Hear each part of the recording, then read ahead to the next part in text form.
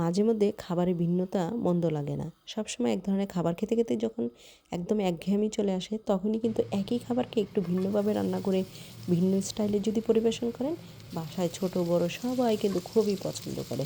সেটাই করছি, কারণ আমার দায়িত্ব হলো সবাইকে খুশি করানো। তো এই তো নেমে পড়লাম রান্না করার জন্য। প্রথমেই শুরু করে দিচ্ছি চিকেন রান্না। যেহেতু আজকে চিকেন পাস্তা রান্না করব, সেজন্য আমি চিকেনটাকেই প্রথম রান্না করে নিচ্ছি। প্যানের মধ্যে দিয়ে দিলাম রান্নার রেগুলার তেল 2 টেবিল স্পুন, 1 টেবিল স্পুন রসুন কুচি, হাফ কাপের চেয়ে একটু কম পেঁয়াজ কুচি, একটু হালকা ফ্রাই করে দিয়ে দিলাম স্বাদ মতো লবণ, আর দিয়ে দেবো আদা রসুন পেস্ট 1 টেবিল স্পুন পরিমাণ। দিয়ে এগুলোকে একটু ফ্রাই করে নেব তেলের মধ্যে, যতক্ষণ পর্যন্ত না এই যে আদা রসুনের কাঁচা যে ভাবটা সেটা চলে না যাচ্ছে। তারপরে এখানে অ্যাড করে দিব আমি চিকেন ব্রেস্ট কিউব করে কেটে ধুয়ে পানি ঝরাতে দিয়েছিলাম, সেটাই এখন এই মশলাটার সাথে অ্যাড করব। চিকেনটাকে দিয়ে ভালো করে মশলাটার সাথে মিক্স করে নিচ্ছি। এই মিক্সিং করতে করতেই দেখবেন চিকেনের কালারটা চেঞ্জ হয়ে আসছে। যখনই চিকেনের এই যে কাঁচা ভাবটা চলে যাবে, তখন আমি এটার সাথে অ্যাড করব এখন গোলমরিচের পাউডার। গোলমরিচের পাউডার আমি দিয়ে দিচ্ছি 1 টেবিল স্পুন পরিমাপ। মনে রাখবেন 1 টেবিল স্পুন, কারণ গোলমরিচের পাউডারটা আমি একটু বেশি দিচ্ছি, কারণ এখানে অনেক বেশি মশলা আমি ব্যবহার করব না। দিয়ে দিচ্ছি মরিচের পাউডার, মানে লাল মরিচের পাউডার 1 টেবিল স্পুন। ঝালটা যে যার স্বাদ মতো দেওয়ার চেষ্টা করবেন। হাফ টিস্পুনের চেয়েও কম একটু গরম মশলা দিয়ে দিলাম, যাতে করে চিকেনের যে একটা গন্ধ থাকে সেটা যেন চলে যায়। ভালো করে নেড়ে চেড়ে এখন মশলাটা চিকেনের সাথে মিক্স করে নিচ্ছি। এখানে কিন্তু মরিচ যদি আপনারা কেউ ঝাল না খেতে চান, তাহলে আপনার কাশ্মীরি চিলি পাউডারটা ব্যবহার করতে পারেন। দিয়ে দিচ্ছি টমেটো প্লাম। আমি কিন্তু চাইলে এখানে আমরা যে নর্মালি পাস্তা সসটা ব্যবহার করি সেটা দিতে পারতাম, সেটা দিলাম না, কারণ নর্মালি পাস্তা সসটার মধ্যে কিন্তু মশলা থাকে। যেহেতু আমি চিকেন রান্না করতে অন্যান্য মশলাগুলো ব্যবহার করেছি, সেই জন্য আমি ওই পাস্তা সসটা অ্যাভয়েড করে শুধুমাত্র টমেটো প্লামটাই ব্যবহার করলাম। যখনই দেখবেন চিকেন থেকে এরকম পানি ছেড়ে দিয়েছে, চিকেনটা প্রায় রান্না হয়ে এসেছে, 10 মিনিট আগে আমি এখানে দিয়ে দিলাম সুইট কর্ন। আপনারা চাইলে কিন্তু এই চিকেনের সাথে অন্যান্য ভেজিটেবলও অ্যাড করতে পারেন, তবে আমি শুধু সুইট কর্ন দিয়ে করলাম। বাচ্চারা ভেজিটেবল একদমই খেতে চায় না, তো সুইট কর্নটা দিয়ে এখন 10 মিনিট লিড বন্ধ করে রান্না করব। অন্যদিকে আমি আরেকটা প্যান বসিয়ে দিয়েছি। আমি এখন এটার জন্য হোয়াইট সস মানে তৈরি করে নিচ্ছি।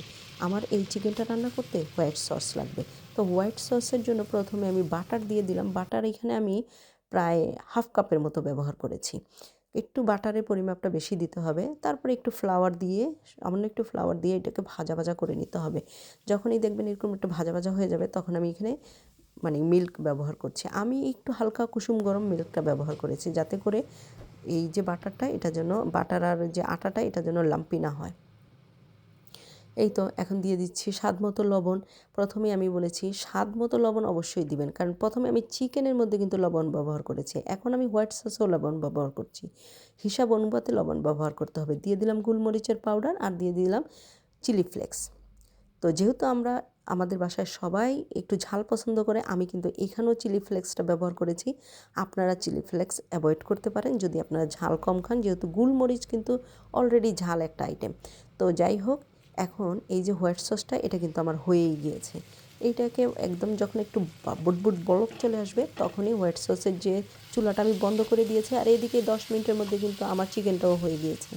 এদিকে 10 মিনিটের মধ্যে আমি হোয়াইট সসটা রেডি করে নিয়েছি। হোয়াইট সস রেডি করা খুবই সহজ, কম সময়ের মধ্যে হোয়াইট সস রেডি করা যায়।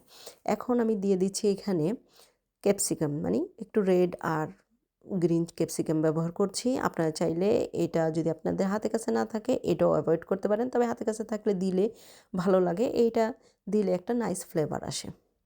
তো এই তো আমার চিকেনটা কিন্তু হয়ে গিয়েছে। এখন আমি এই হোয়াইট সসটা এই চিকেনটার সাথে মিক্স করে ফেলছি। একটু গরম গরম অবস্থায় হোয়াইট সস চিকেন এগুলো একসাথে মিক্স করবেন। 2টা চুলা হলে আপনার এই রান্নাটা কিন্তু অনেকটা ইজি হয়ে যাবে। তো এই তো আমার চিকেনটা কিন্তু রেডি হয়ে গিয়েছে। এখন আমি চিকেনের মধ্যে যখন রেডি হয়ে যাবে, লাস্টে চুলাটা বন্ধ করে এখন আমি দিয়ে দেবো ধনিয়া পাতা আর হলো স্প্রিং অনিয়ন। এই 2টা জিনিস আমি একটু এরকম রই দেবো, কারণ আমার এই চিকেন মানে পাস্তাটা কিন্তু আবার বেক হবে।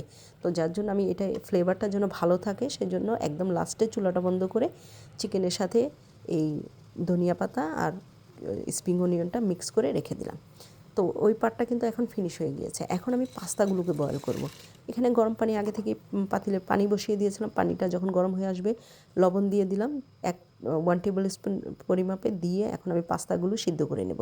তবে পাস্তা কিন্তু সিদ্ধ করার সময় একটা জিনিস ভালো মতন খেয়াল রাখবেন, অনেক বেশি সিদ্ধ করা যাবে না পাস্তাটা মোটামুটি 80% সিদ্ধ করতে হবে।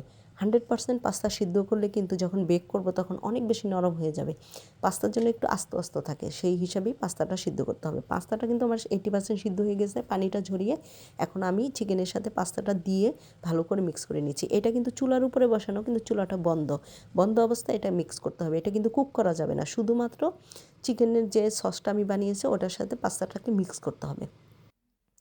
এই তো পাস্তাটা খুব ভালোভাবে মিক্স করা হয়েছে। আপনি চাইলে কিন্তু এই অবস্থায় খেতে পারেন, কিন্তু এখন এটাকে আমি বেক করব, কারণ বাচ্চারা একটু ভিন্নতাই পছন্দ করে। ওইভাবে রান্না করে তো আমরা সব সময়ই খাই। এখন ভিন্নতাটা হলো পাস্তাটা আমি একটা লেয়ার প্রথমে যেই বেকিং ট্রেটাতে আমি বেক করব সেটা দিয়ে দিলাম, দিয়ে এখন আমি এখানে দিয়ে দেবো চিজ যে যার স্বাদ অনুযায়ী ব্যবহার করার চেষ্টা করবেন, কারণ অনেক মানুষের কিন্তু অনেক ধরনের চিজে অ্যালার্জি আছে। সেটা জেনে চিজ ব্যবহার করাই কিন্তু ভালো। আমি আমার ইচ্ছা অনুযায়ী চিজটা ব্যবহার করলাম। এখন আমি একটু মেয়োনিজ দিয়ে দিলাম যাতে করে পাস্তাটা খেতে একটু সসি হয়। তো যেইভাবে আসলে আমরা লেজানিয়া তৈরি করি ওইভাবেই লেয়ার করে করে এই পাস্তাটা আমি দিয়ে দিলাম। এখন উপর দিয়ে আমি বার্গারের চিজ দিয়ে দেবো, আর নর্মাল যে চিজটা ব্যবহার করেছি ভিতরে ওটাই দিয়ে দিলাম। উপর দিয়ে বার্গার চিজটা আমি দিলাম, কারণ আমার কাছে অন্য চিজ ছিল না বলে আমি বার্গারের চিজটা ব্যবহার করেছি। বার্গারের চিজটা কিন্তু উপর দিয়ে দিলে খেতে ভীষণ মজার হয়। এখন ফয়েল পেপার দিয়ে ঢেকে 15 মিনিট বেক করব। তারপর 15 মিনিট পরে কিন্তু আমি উপর থেকে ফয়েল পেপারটা সরিয়ে আরও 5 মিনিট বেক করব, যাতে করে উপরের চিজটা একটু পোড়া পোড়া হয়।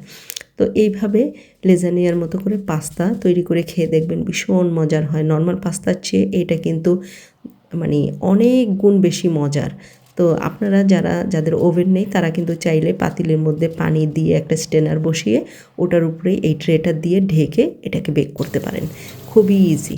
তো এই ছিল আজকে আপনাদের জন্য আমার ছোট্ট একটা রেসিপি। ভালো লাগলে আমার চ্যানেলটি সাবস্ক্রাইব করবেন, লাইক কমেন্টস করতে ভুলবেন না। আর ইনশাল্লাহ আপনাদের সাথে দেখা হবে নতুন কোনো ভিডিওতে। সে পর্যন্ত আপনারা সবাই ভালো থাকেন, সুস্থ থাকেন এবং অবশ্যই নিরাপদে থাকেন, সেই দোয়া রইল। বিদায় নিচ্ছি। আল্লাহ হাফেজ।